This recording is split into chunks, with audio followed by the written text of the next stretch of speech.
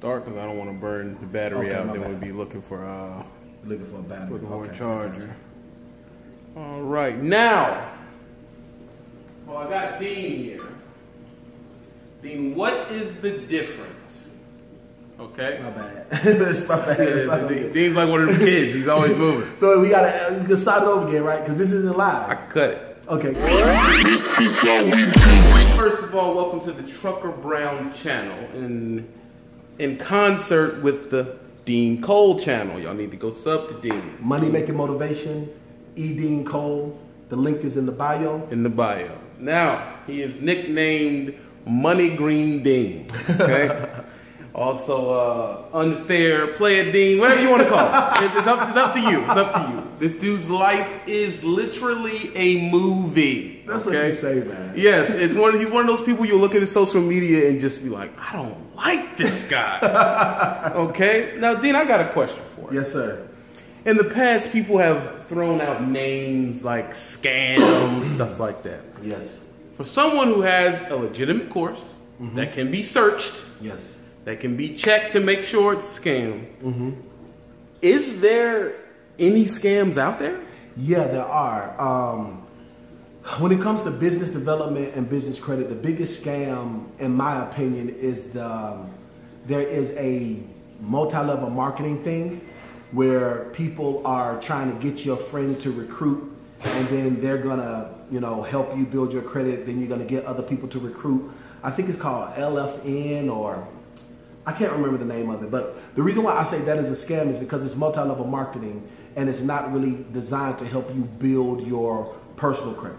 Now, as far as business credit goes, it is a gang of scams out there where people are charging $3,500, $5,000. I have some people that say they got charged $7,500 for a shelf corporation, and the shelf corporation was dissolved, and it was even incompliant, and they could not do anything with it.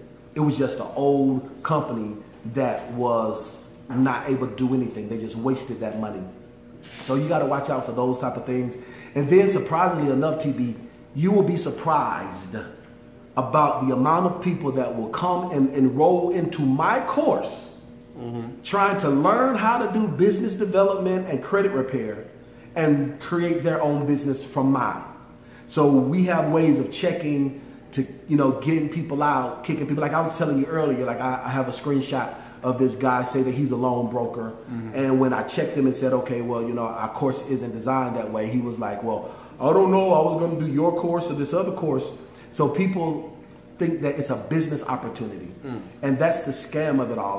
Like I am a legitimate business consultant. This ain't no multi-level marketing thing. This ain't no, I'm in my living room. That's happening in my living room right now. On the dining room table, like I have legitimate consulting years and legitimate licenses. Yes, that's what I want to touch on. Okay. So when you say you're a business consultant, if you give somebody malicious stuff just to pull money from them, yes, you can get in trouble. I will be arrested because there are certain standards that I have to abide by, which is why my videos are so detailed and why I can't just throw out some felonious information or felonious content, because I have consequences and repercussions. If you just Joe Schmo trying to hook somebody up at the dining room table, there's no consequences after you. But with me, I have a code of conduct and code of ethic that I have to abide by because I have my NMLS ID. So my fingerprint is saved with the FBI. Also with the Secretary of State, I have my consulting licenses. And also I have, you have to abide by the Dodd-Frank rules, as well as you have to abide by the Patriot Act. And so all of these different rules that I have to abide by as a business consultant, because I am a professional that's been working. So you're in not a finance. professed business consultant? No, I'm not a professor. I'm not somebody that read a book and be like, hey, I'm a business consultant. I'm actually somebody that's been working in banking and finance for 18 years for all these other large major corporations. And I got tired of making them rich. And I said, I can start my own business consulting. So I did what I had to do to start my own business consulting firm because I was.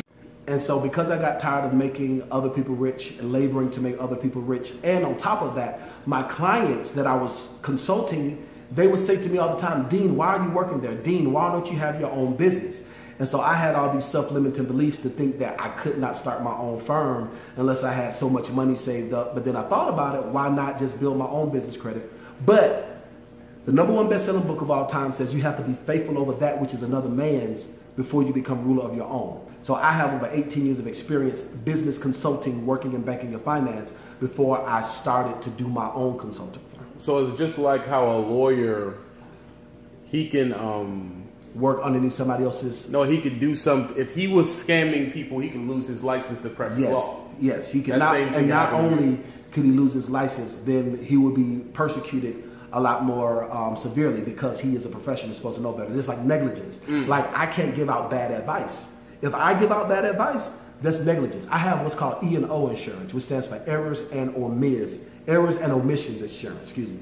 So with errors and omissions insurance, say for instance, I gave out some felonious information, or I gave out some information. Like say for instance, I told you to go and put your baby mama down as your CFO and put your grandmama address down for your business address, and I tell you to go to the bank and you get denied.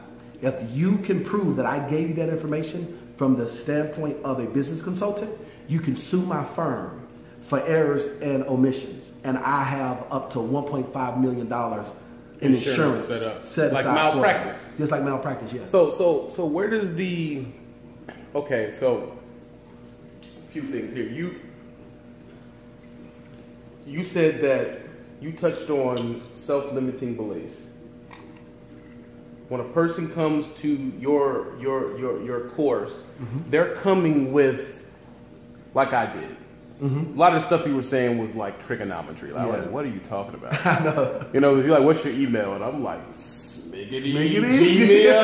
Like, that's not gonna work. You know what I'm saying? And then people will say, well, I knew that, but the masses don't know that a Gmail can stop them from doing something. Yeah, they don't know that a personal phone number that's not considered a corporate number can stop them from doing something. They don't know that them not having an actual commercial, address, that affects them. Yeah. And that is the point of them knowing someone like you, so they don't hit those roadblocks and just think, okay, I'm just not good for this. I can't get anywhere. And that's the thing when people start coming out and saying, oh, well, they're just randomly throwing the word scam out there. How can we? Give me three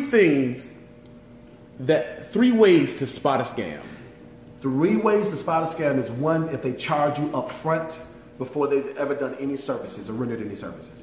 My course does cost $1,200 for the year.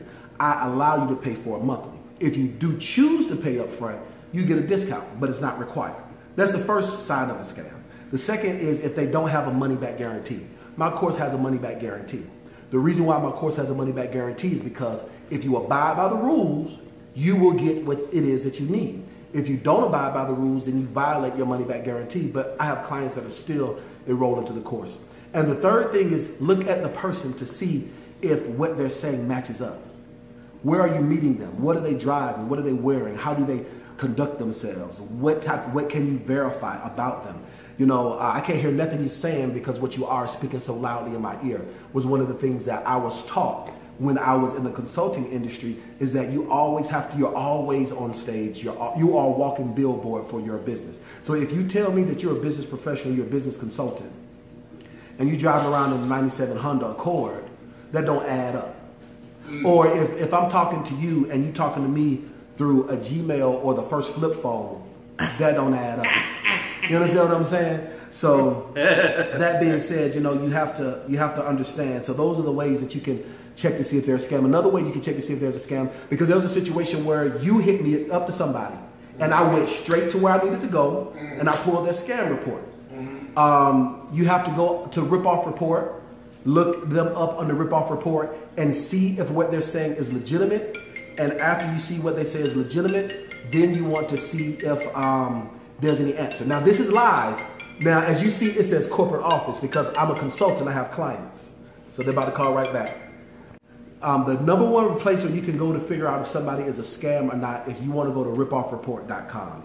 If you go to ripoffreport.com, you'll be able to see where people who have been ripped off by this person or by this organization, you'll be able to see the complaints, and then the person is notified, And if that person is notified, then you can see exactly what their responses are, and you can figure out if it's legitimate or not.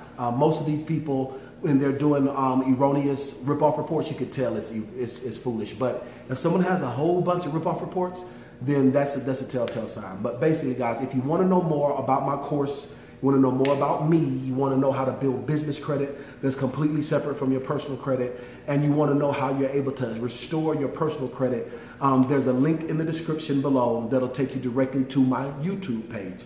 Subscribe and hit the bell so when I go live, you can ask me these questions live.